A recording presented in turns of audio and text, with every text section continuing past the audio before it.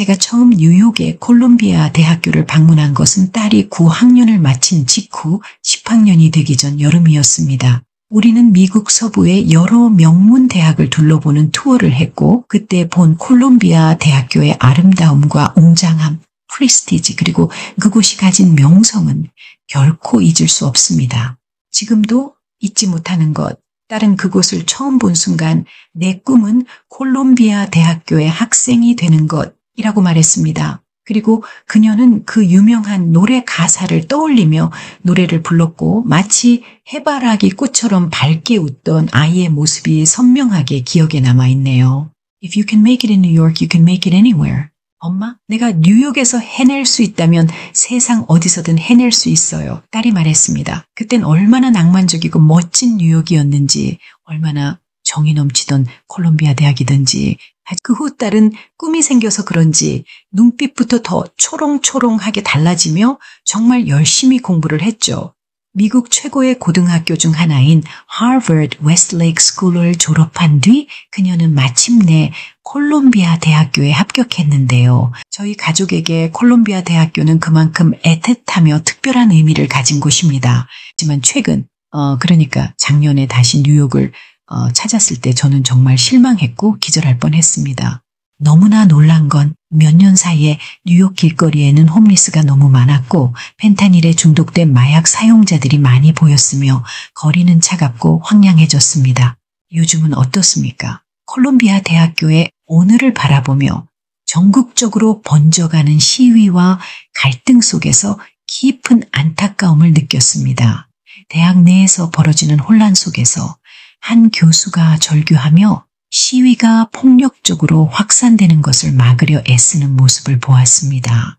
또한 콜롬비아 대학 기숙사를 수색하며 시위를 주도한 학생 선도자 용의자를 찾는 장면도 목격했습니다. 콜롬비아 대학교의 동문 가족으로서 이 모든 상황을 지켜보는 것이 가슴이 아픕니다. 그래서 저는 질문이 생깁니다. 콜롬비아 대학교가 전국적인 미디어에 오를 정도로 주목받는 시위가 터졌는데요.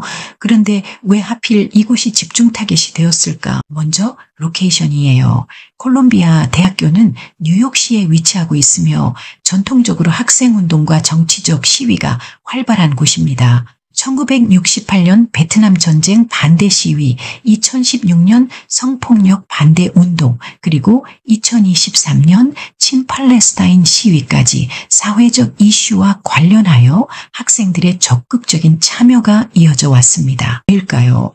그러니까 뉴욕주는 오랫동안 강력한 민주당 성향의 주였으며 콜롬비아 대학교 또한 이러한 흐름 속에서 DEI, Diversity, Equity, Inclusion, 다양성, 형평성, 포용성, 정책을 적극적으로 시행해 왔습니다. 그러나 현 트럼프 대통령의 정권이 DEI를 폐지하는 방향으로 나아가면서 콜롬비아 대학교와의 관계가 자연히 악화될 수밖에 없었습니다.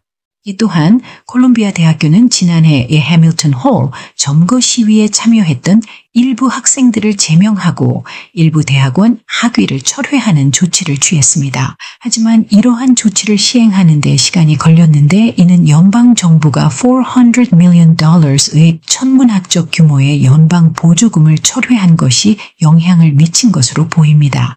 2023년 봄 콜롬비아 대학교에서는 해밀턴 홀 점거 사건에서 일이 크게 터졌었잖아요. 콜롬비아 학생들은 건물을 점거하고 출입을 차단하였으며 내부 시설을 훼손하고 경찰과 대치했고 난리도 아니었죠. 하버드, 예일, 프린스턴 등 다른 아이비리그 대학에서도 친팔레스타인 시위가 있었지만 콜롬비아 대학교처럼 직접적인 물리적 충돌과 건물 점거가 이루어진 이판사판으로 난장판의 경우는 거의 없었습니다.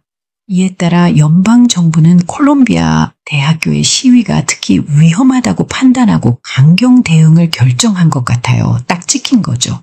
이 과정에서 유대인 학생들에 대한 피해 대응이 지나치게 소홀했다는 비판이 제기되었어요. 그런데 그 후 정말 충격적인 일이 있었죠. 이번 사안은 단순한 논란을 넘어 연방 수사가 심각하게 확대될 조짐을 보이고 있는데요.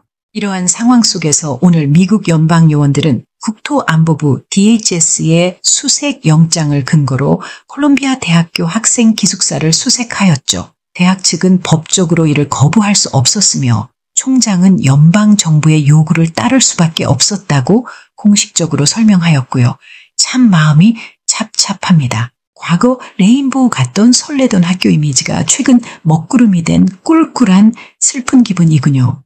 그런데요, 트럼프 대통령께서 이번 일을 콜롬비아 대학교 하나로 마무리하실까요? 그분께서는 명문 대학들을 곱게 보지 않으십니다. 과거에도 나 너희 명문 대학들한테 감정 많아요 라고 말씀하신 적이 있습니다. 지금의 흐름을 보면 서서히 다른 대학들로도 조사와 압박이 옮겨갈 분위기입니다. 심각한 건 8개월 전부터 콜롬비아 캠퍼스 내에서 미국의 죽음을 Death to America, 유대인에게 죽음을 Death to Jews 같은 구호가 나왔음에도 불구하고 대학 측이 즉각적인 조치를 취하지 않은 점이 논란이 되었고 많은 다른 명문 대학도 반미 감정에 물들었다고 보실 수가 있거든요. 진정한 학문의 자유와 공정한 교육 환경을 지켜내는 것이 대학과 사회의 공동 목표라면 이번 사태가 대립과 갈등이 아닌 대화와 해결의 계기가 되면 좋겠습니다.